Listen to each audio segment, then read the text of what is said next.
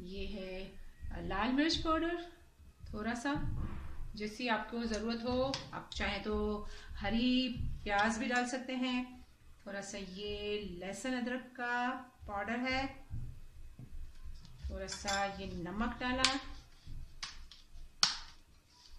हरी प्याज नहीं, हरी मिर्च डाली जाती है जिससे जायका अच्छा होता है। थोड़ी सी हल्दी डाली।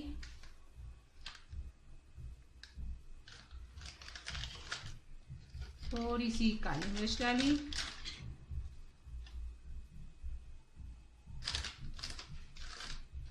और थोड़ा सा जीरा पाउडर डाला।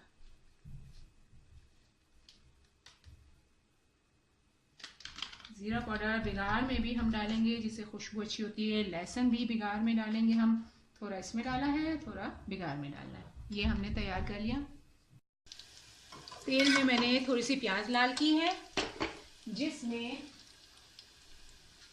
ये मसाला डालेंगे, जिसमें लहसुन का पाउडर ज़रा पहले डाल देंगे ताकि इसमें खुशबू आए। और बाकी मसाला भी हमने डाल दिया। इसके फ़ौरन बाद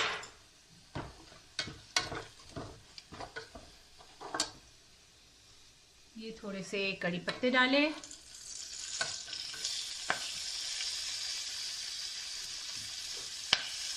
देखिए मेथी, थोड़ी सी मेथी काट के डालेंगे। अगर जल रहा है तो हम थोड़ा टमाटर डाल देंगे तो जलेगा। अब इसमें मेथी काट के डालेंगे। ये मेथी और सोया भाजी और मेथी काट के थोड़ी डाल रही हूँ मैं, इससे खुशबू होती है। तेल में पहले ये चीज़ें डालेंगे जिससे इसका जायका और खुशबू आएगी। धनिया और पुदीना ऊपर डाला जाता है।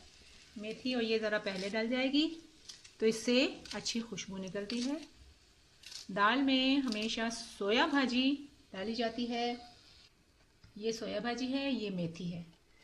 सही है, ये सोया भाजी है और ये मेथी है। नज़र आ रही है आपको? ये दोनों से खुशबू अच्छी होती है। ये मैंने थोड़ा थोड़ा मेथी और ये दोनों चीज़ें डाल दी और इसको अच्छी तरह भुनाया। इसके बाद इसमें टमाटर डाल दिया। टमाटर डाल दिया। अब इसको थोड़ा गलने के लिए रखा।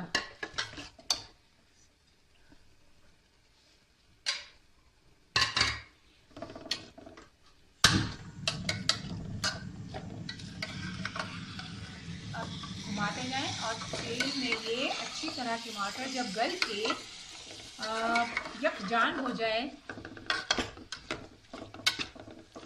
तो इसमें हम ये दाल, जो कि पहले से बॉईल कर ली थी मैंने, ये माश की दाल है, सफ़ेद रंग की होती है, जो मैंने बॉईल कर ली है पानी में डाल के। और इतनी बॉईल की है, अगर आप चाहें तो इसको बहुत ज़्यादा बॉईल कर लें, बिल्कुल बारीक हो जाए, यानी कि यकजान हो जाए, तो वो पेस्ट की तरह बनेगी। और अगर आप चाहें तो इसको थोड़ी साबुत रहने दें। मैंने इसको थोड़ी साबुत रहने दिया है, रोटी से खाने वाली है। और कढ़ी की तरह भी बन सकती है और ये रोटी से खाने वाली भी बन सकती है। ये थोड़ा साबुत रहने दिया है। ये दाल तैयार हो चुकी है बॉईल होके। यहाँ जब ये मैटर तैयार हो जाएगा तो फिर इसमें दाल शामिल कर देंगे। अगर आप चाहें तो इसमें तज का पाउडर और बहुत सी दूसरी चीज़ें भी खुशबू के लिए डाली जा सकती हैं। इस वक्त मेरे पास जो चीज़ अवेलेबल थी मैंने वो डाली है। ऊपर तज पत्ते का बिगाड़ और लहसुन का बिगाड़ डाला जाएगा।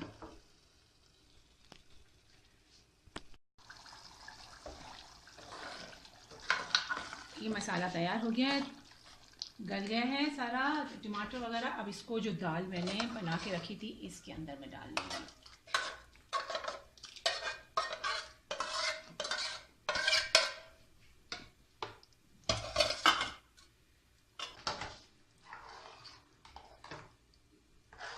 अब इसके लहसुन अदरक, लहसुन का थोड़ा सा बिगाड़, जिसमें तेजपत्ते और ज़ीरा डाल के इसको बिगाड़ डालेंगे तो ऊपर से ये बिगाड़ वाली दाल बहुत अच्छी लगेगी।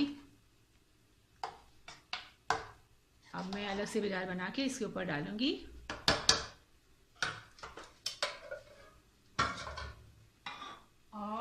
ये थोड़ा सा धनिया